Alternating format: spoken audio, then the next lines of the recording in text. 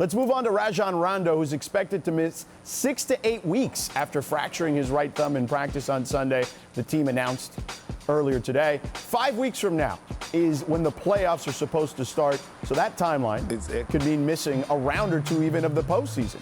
We've seen in the past how playoff Rondo shines this time of year. In fact, among the last 139 players to play at least 100 playoff games, Rondo is one of 7 to increase his production in points, rebounds, assists, blocks, and steals from the regular season. So, Perk, I'll start with you.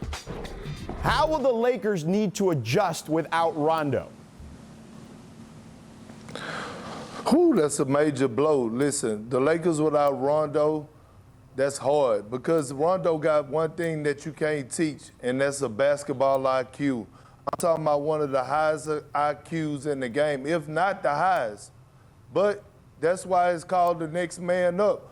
When you're looking at a guy like Quinn Cook, who's a champion, you're looking at a guy like Dion Waiters, who's still in his prime, who can still deliver on both ends, who could create for himself and others.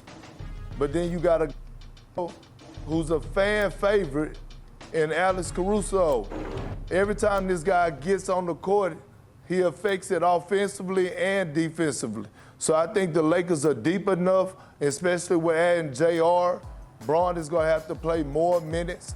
And then, you know, Anthony Davis, as versatile as he is, he could bring the ball up the floor. So now Frank Vogel is really going to have to go into his bag and lean on others and adjust. Paul, let me ask you. Obviously, you, like Perk, played with Rondo on those championship Celtics teams.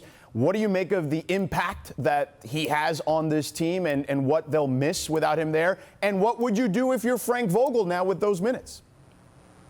Well, you know, Rondo had a great effect, especially with the second unit. You know, he was a guy who could come in, change the pace of the game. They played a little faster, actually, with Rondo in the second unit. And so now the adjustment is figuring out what style of play is the second unit going to come here and play. You know, they're going to be more half-court orientated because, you know, they don't have a guy who can push the pace. You know, you got half-court guys and Dion Waiters, Deion Sanders, J.R. Smith, you know, these guys aren't, you know, fast-paced ball handlers. And so, you know, they're going to change their style of play with the second unit. But long-term effects, they'll need them for deep in the playoffs. I think they have enough, you know, with LeBron and AD moving forward for the rest of the season, first and second round, and having Rondo come back to really when it counts.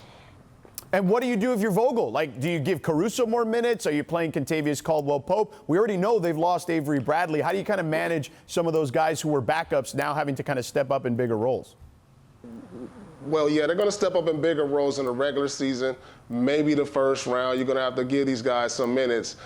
But when playoffs come second round, you know, you're going to ask your stars to play more minutes. That means LeBron, right, AD, KCP. These guys are going to play heavy minutes. And so that's going to be the adjustment moving forward. You can get through the regular season, but when it comes down to the first, second round, these other guys' minutes are going to increase.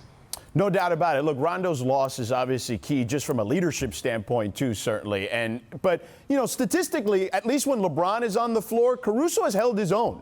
They're a net rating of 20.8 with Caruso and LeBron on the floor together, and they're a net rating, a positive of 8.1 when Rondo's on the floor together, and there's only a difference of about 10 minutes cumulative. So, you know, Caruso's held his own, but again, a bigger role. We'll be curious to see how that plays itself out as well. Thanks for watching ESPN on YouTube. For live streaming sports and premium content, subscribe to ESPN+.